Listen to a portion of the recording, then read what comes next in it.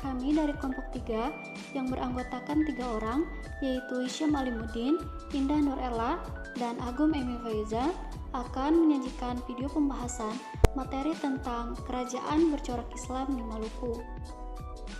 Proses penyebaran Islam di Maluku. Islamisasi di Kepulauan Maluku dimulai pada awal abad ke-14 Masehi. Proses penyebaran agama Islam di Maluku tidak bisa terlepas dari peran ulama dan mubalik Jawa. Sunan Giri pada tahun 1486 memperkenalkan Islam kepada Raja Ternate, yaitu Zainal Abidin. Zainal Abidin mendapatkan ajaran Islam dari pesantren Sunan Giri. Pesatnya perkembangan Islam di Maluku membuat masyarakat Maluku memeluk agama Islam. Kerajaan-kerajaan bercorak Islam di Maluku. Kerajaan bercorak Islam yang terkenal di kawasan Maluku adalah Kesultanan Ternate dan Kesultanan Tidore. Kesultanan Ternate membentuk persekutuan dagang yang disebut Uli V atau Persekutuan Lima. Persekutuan itu terdiri atas Ternate sebagai pusat, Obi, Bacan, Seram, dan Ambon. Sebaliknya, kerajaan-kerajaan lain di bawah pimpinan Tidore membentuk persekutuan dagang Uli Siwa atau Persekutuan Sembilan. Persekutuan itu terdiri atas Tidore sebagai pimpinan, Makayan, Jailolo, Sohasiau, dan kerajaan-kerajaan yang berada di antara Pulau Halmahera sampai dengan Papua. Ternate dan Tidore bersaing menjadi yang terdepan dalam perdagangan.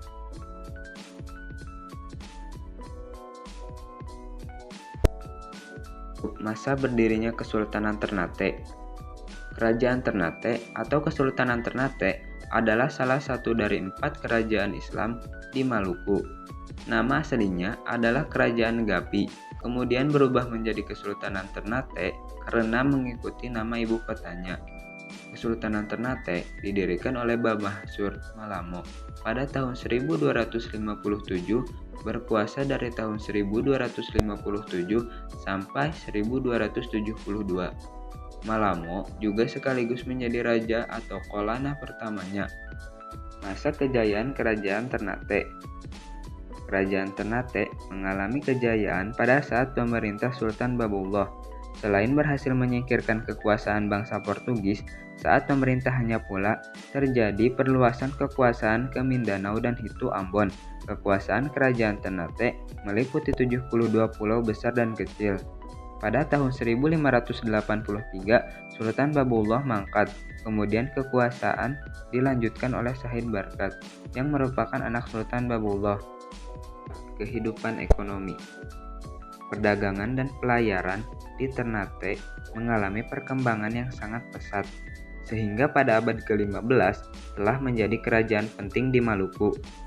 Para pedagang asing datang ke Maluku Ternate menjual barang perhiasan, pakaian, dan beras untuk ditukarkan rempah-rempah cengkeh dan pala. Ramainya perdagangan memberikan keuntungan besar bagi perkembangan Kesultanan Ternate sehingga dapat membuat armada laut yang cukup kuat. Faktor kemunduran. 1. Tidak ada penerus yang cakap. 2. Perseteruan dengan Kesultanan Tidore. 3. Pendudukan Belanda.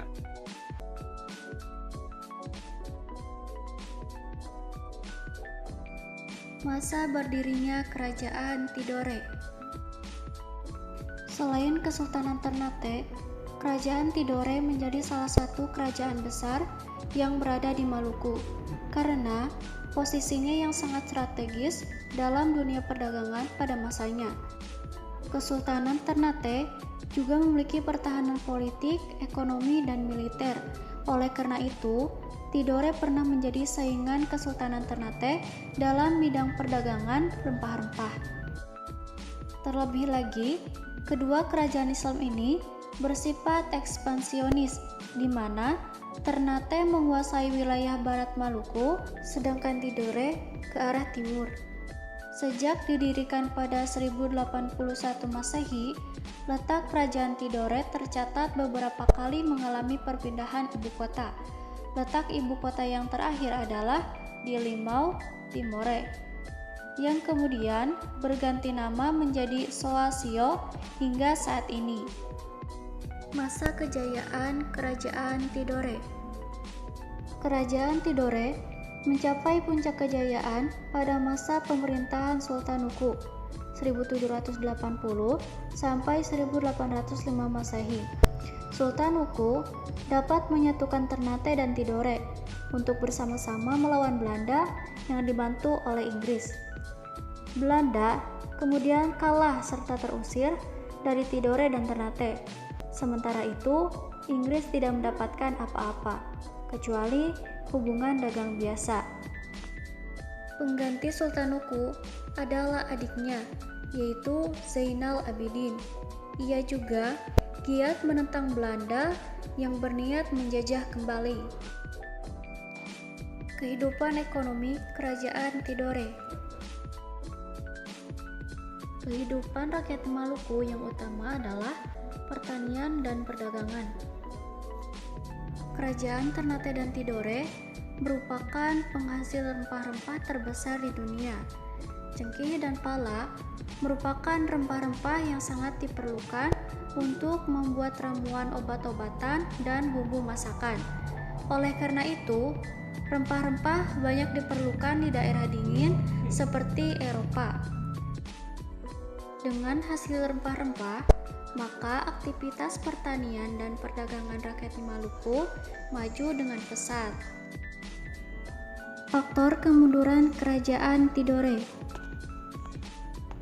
Kemunduran Kesultanan Tidore disebabkan karena diadu domba dengan Kesultanan Ternate yang dilakukan oleh bangsa asing, yaitu Spanyol dan Portugis, yang bertujuan untuk memonopoli daerah penghasil rempah-rempah tersebut.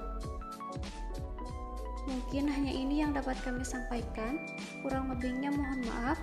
Wassalamualaikum warahmatullahi wabarakatuh.